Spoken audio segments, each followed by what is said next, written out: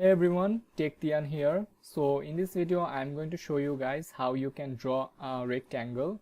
So in the last video you saw how you can add a line. You basically have to give it 4 coordinate, one x1 y1, then x2 y2, and for the color you need to write stroke then black.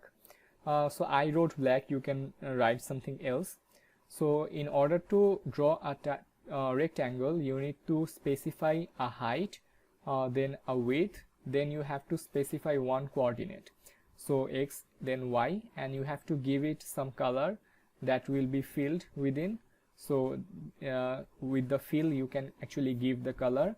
Then if you want a boundary color then you can actually use stroke. So let's just write rect, and with rect it means rectangle, and the first one is height. So height will be 200, then the second one is width will be 300, and now we have to give xy. So xy is basically the coordinate that will start the rectangle from. So I want the rectangle to start from here, well, not maybe here, but beside this one, this line.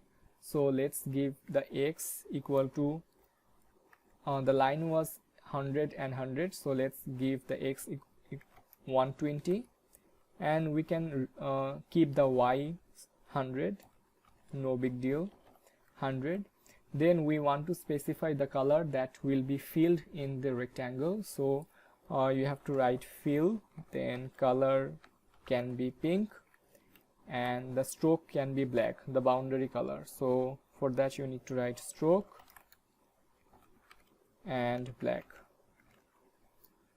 So if I go back to my index.html, right now you can see we have a rectangle.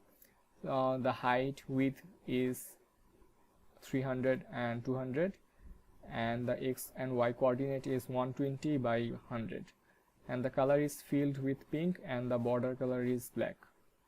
So that's quite easy. So this was the line that we drew in our previous video, and this is the rectangle that we got in this video.